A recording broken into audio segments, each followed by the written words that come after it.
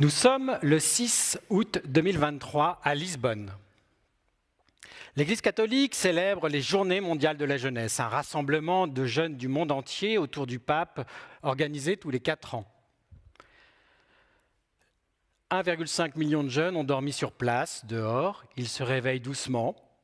Vous les voyez là, là, là, là. Ils attendent le pape pour la messe finale. Soudain, de la techno.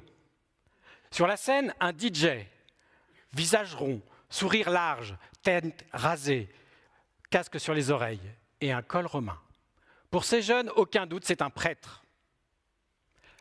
L'image est vraiment trop iconique pour ne pas finir sur Internet. Les vidéos se multiplient sur Instagram, sur TikTok. Les commentaires aussi. Théma, le prêtre, le DJ, c'est un prêtre. C'est ça l'Église maintenant ? En l'espace de quelques semaines, le compte Instagram du prêtre gagne 2,7 millions d'abonnés.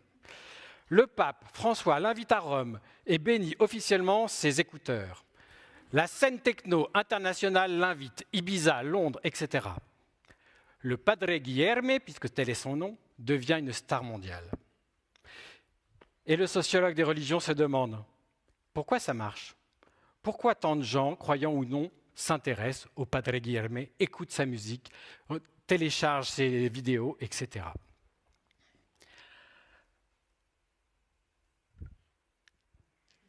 Alors, on pourrait penser dans un premier temps que c'est juste un gadget, une opération de com par une église qui veut parler aux jeunes avec leur code, une institution justement qui peine aujourd'hui à les attirer et qui perd son emprise sur les jeunes générations. Et puis c'est un peu de curiosité médiatique. Un prêtre qui fait de la techno, c'est quand même rigolo, avouez-le. Mais l'affaire est plus intéressante que ça. Ce qui est intéressant, ce n'est pas tellement qu'un prêtre fasse de la techno ou autre chose, c'est ce que ces performances techno révèlent. D'abord, une première chose qu'on oublie souvent, y compris à l'UNIL, à la FTSR, c'est que la religion, ce n'est pas des textes, ce n'est pas des croyances, ce n'est pas que des doctrines qu'on doit étudier, interpréter, etc. C'est d'abord des corps qui se synchronisent et des émotions partagées. Pardon, je vous avais oublié de vous le montrer, c'est lui. La religion, non pardon, pas la religion, mais regardons la scène. J'avais vraiment oublié. Une performance techno, c'est quoi ? Une table de mixage surélevée, un DJ derrière, des gestes techniques répétés, une montée en puissance, un climax et une foule qui danse. Comparons. Une messe catholique, c'est quoi ? Un autel surélevé, un officiant derrière, des gestes techniques codifiés qui se répètent, une montée en puissance, un acte symbolique qui réunit l'assemblée et une assemblée qui répond, qui chante, qui prie. Étonnant, non ? Et le Padre Guilherme, il a bien compris cette ressemblance.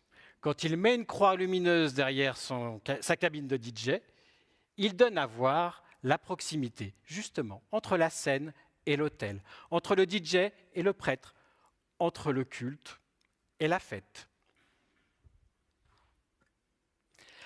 Alors, ce mélange des genres, ça ne plaît pas à tout le monde. C'est risqué. Le Padre Guilherme, en janvier dernier, est invité à Beyrouth, au Liban. Une partie des catholiques veulent faire interdire sa performance. Blasphème ! Pragmatique, le Padre Guilherme répond. Il célèbre d'abord la messe, en bon prêtre catholique qu'il est, et ensuite mixte. Il enlève son col romain, il enlève la croix, il met une colombe à l'arrière. Qu'est-ce qui se passe là-dedans ? Émile Durkheim, un des pères fondateurs de la sociologie, disait que la religion naît précisément quand des individus, ne serait-ce qu'un instant, se réunissent, forment un corps collectif. Quand un groupe se sent plus grand que lui-même. Que fait la techno aujourd'hui dans la culture contemporaine ? Exactement ça. Elle crée une effervescence collective. La définition de la religion pour Durkheim. Ça crée une forme de sacré. Alors un sacré un peu minimal, un peu instable, Mais un sacré peut être beaucoup plus abordable que le sacré sédimenté, réglementé, voire corseté des religions historiques. Et le Padre Guilherme, il a bien compris. Alors, attention, il essaye de tenir les deux. Il est prêtre, il est DJ professionnel. Mais quand aujourd'hui il est invité à Londres ou à Ibiza, il reste prêtre. Il porte son col romain dans les clubs les plus célèbres. Et c'est tout ça son art, c'est d'être les deux. Et c'est là où il réussit. Et les réseaux sociaux font le reste. Avec sa petite tête ronde, sympathique, bonhomme, son col romain derrière les platines, il est devenu une icône visuelle. Facile à reconnaître dans le flux saturé des contenus. Sa musique, elle passe par là aussi. Et au-delà de tout ça, en bon DJ et en bon prêtre, il fait des sermons sonores, comme il dit. Un sermon classique, c'est quoi? C'est des mots, et ça parle à l'intellect. Un sermon sonore, c'est des samples, des breaks, des drops, des montées en puissance. Et au milieu de tout ça, le Padre Guilherme se permet même de sampler le pape. Et le fameux « N'ayez pas peur » de Jean-Paul II devient plus une parole d'autorité religieuse, mais un rythme, une pulsation. Ce n'est plus une citation, c'est une pulsation. Durkheim, quand il invente la sociologie, sa grande question, c'était la suivante. Quand la religion n'est plus ce qu'elle était, quand la religion ne fait plus exactement ce pourquoi elle a été faite, bref, quand la religion ne rassemble plus comme elle rassemblait, qu'est-ce qui reste aux sociétés pour faire corps? Musique.